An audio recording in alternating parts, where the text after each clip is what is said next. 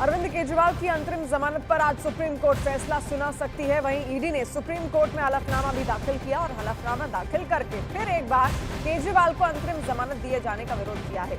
ED ने दलील दी कि आज तक किसी भी नेता को चुनाव प्रचार के लिए अंतरिम जमानत नहीं दी गई है, चाहे जेल में बंद वो शख्स खुद चुनाव में प्रत्याशी क्यों ना रहा हो। साथ ही ईडी ने यह भी कहा कि चुनाव प्रचार ना तो संवैधानिक अधिकार है और ना ही मौलिक अधिकार है। तो आज कोर्ट का क्या फैसला आता है, इस पर सबकी नजरें लगातार टिकी हुई हैं, लेकिन केजरीवाल की जो मुश्किलें हैं वो अब भी थमती हुई कहीं से भी नहीं दिख रही हैं। अंतरिम जमानत के लिए उनकी ओर से एक याचिका डाली गई थी, जिसके बाद कोर्ट ने जो अपना फैसला था वो सुरक्षित रख लिया गया था और आज वो फैसला सामने आएगा। उस फैसले में क्या शर्तें रखी जाती हैं या फैसला क्या होगा सुप्रीम कोर्ट का, इसी पर सबकी नजरें लगातार आज दिन भर बनी रहेंगी।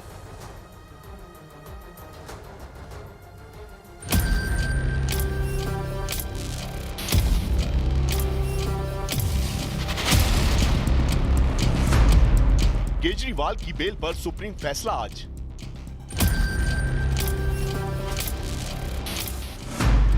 तिहाड़ जेल से बाहर आएंगे केजरीवाल।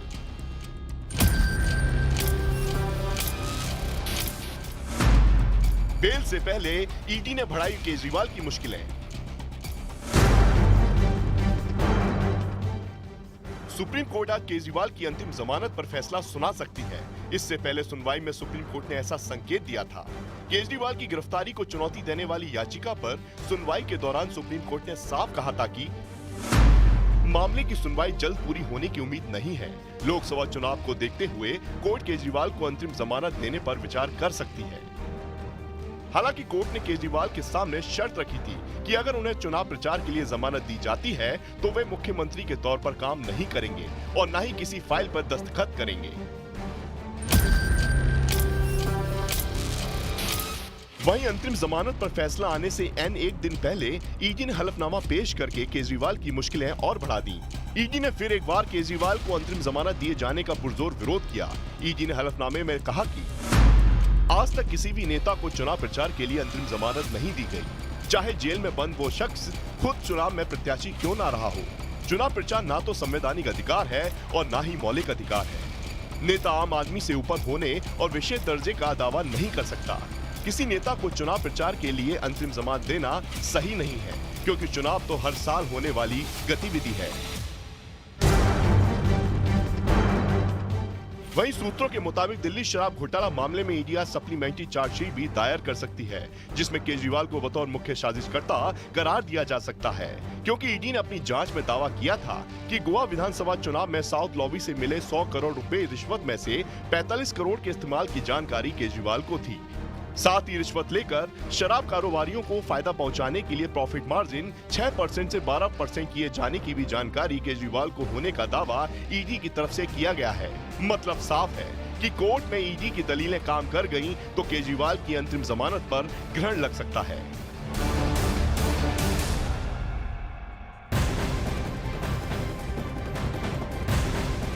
और शराब घोटाला मामले में ईडी आज दिल्ली की राउज एवेन्यू कोर्ट में केजरीवाल और बीआरएस नेता के कविता के खिलाफ चार्जशीट दायर कर सकती है, जिसमें केजरीवाल को बतौर मुख्य साजिशकर्ता करार दिया जा सकता है, क्योंकि ईडी ने अपनी जांच में दावा किया कि गोवा विधानसभा चुनाव में साउथ लॉबी से मिले 100 करोड़ रुपए रिश्वत में से 45 करोड़ के इस्तेमाल की जानकारी केजरीवाल को थी और साथ ही रिश्वत लेकर शराब कारोबारियों को फायदा पहुंचाने के लिए प्रॉफिट मार्जिन 6% से 12% किए जाने की भी जानकारी केजरीवाल को होने का दावा भी ईडी की तरफ से किया गया है।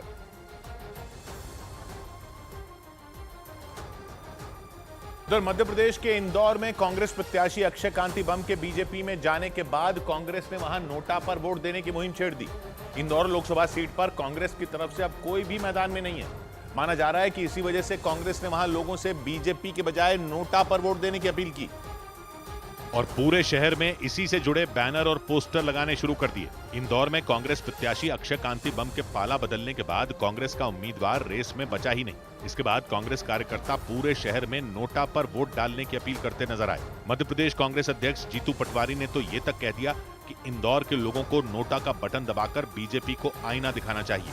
लोकतंत्र इंदौर का सम्मान बचा है, इसके लिए एहसास कराओ और नोटा में बटन दबाओ। जीतू पटवारी की इस अपील के बाद कांग्रेस कार्यकर्ताओं ने जहां तहां नोटा पर वोट डालने की अपील करते हुए पोस्टर लगवा दिए। इसके बाद बीजेपी के कई कार्यकर्ताओं ने हटवाने में लगे नजर आए।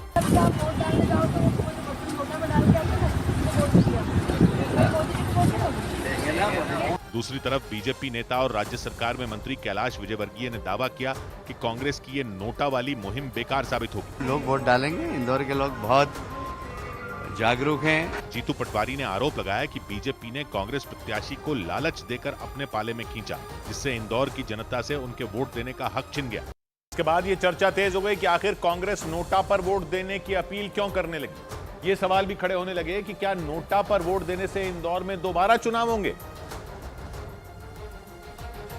क्योंकि कांग्रेस जिस तरह से नोटा पर वोट देने का समर्थन करती दिखी, उससे सुगबुगाहट होने लगी कि अगर नोटा पर ज्यादा वोट पड़ गए तो हो सकता है कि इंदौर में दोबारा चुनाव करवाने पड़े। लेकिन नियमों के मुताबिक ये मुमकिन नहीं, क्योंकि चुनाव आयोग का मानना है कि अगर किसी लोकसभा सीट पर नोटा के हिस्से में सबसे ज्यादा वोट आए तब भी उसे विजेता घोषित नहीं किया जा सकता।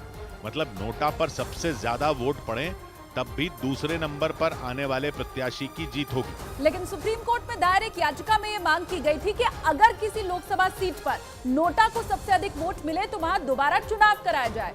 और 2018 से कुछ राज्यों ने इसे लागू भी कर दिया। इनमें दिल्ली, महाराष्ट्र, हरियाणा और पुदुच्चेरी के नाम शामिल हैं। मतलब इन राज्यों के चुनावों में अगर किसी भी विधानसभा सीट पर नोटा को सबसे ज्यादा वोट मिले तो वहां दोबारा चुनाव कराए जाएंगे। हालांकि इसे देश भर में लागू किए जाने के मामले में सुप्रीम कोर्ट ने चुनाव आयोग से जवाब मांगा है, लेकिन फिलहाल ये नियम पूरे देश पर लागू नहीं है। और लोकसभा चुनाव में जुबानी जंग लगातार तेज होती जा रही है। ऐसे में संजय राउत ने एक बार फिर पीएम नरेंद्र मोदी की तुलना औरंगजेब से कर दी। इसके बाद बीजेपी का भड़कना स्वाभाविक है। पीएम नरेंद्र मोदी के अपमान पर भड़की बीजेपी ने पुलिस और चुनाव आयोग में संजय राउत के खिलाफ शिकायत दर्ज कराई और कार्रवाई की मांग भी की गई है। तो संजय राउत एक बार फिर से चर्चा में है और अक्सर अपने विवादित बयानों को लेकर वो चर्चा में रहते हैं।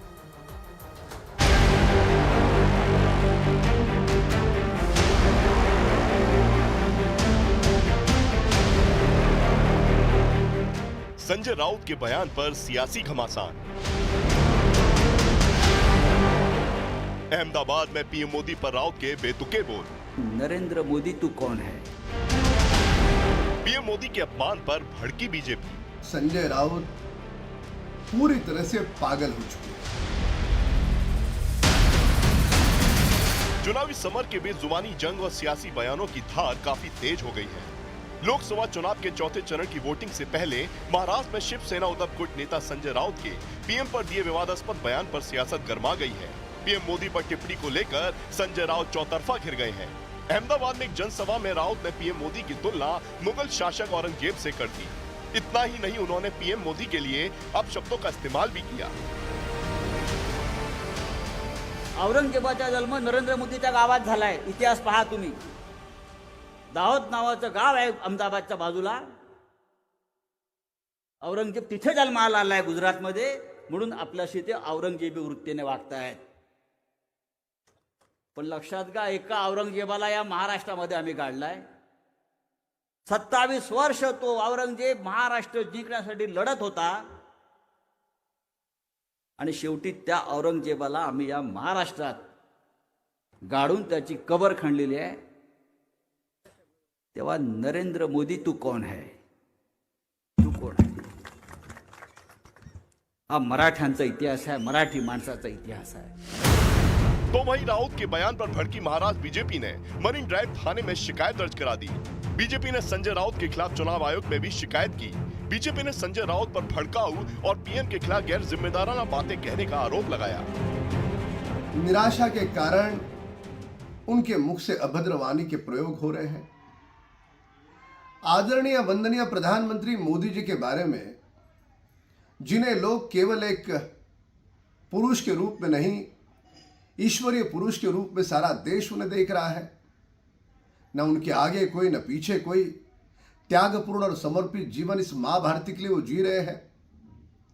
ऐसे व्यक्ति को, ऐसे वंदनीय हमारे प्रधानमंत्री जी को आप आक्रांता के साथ जोड़ोगे?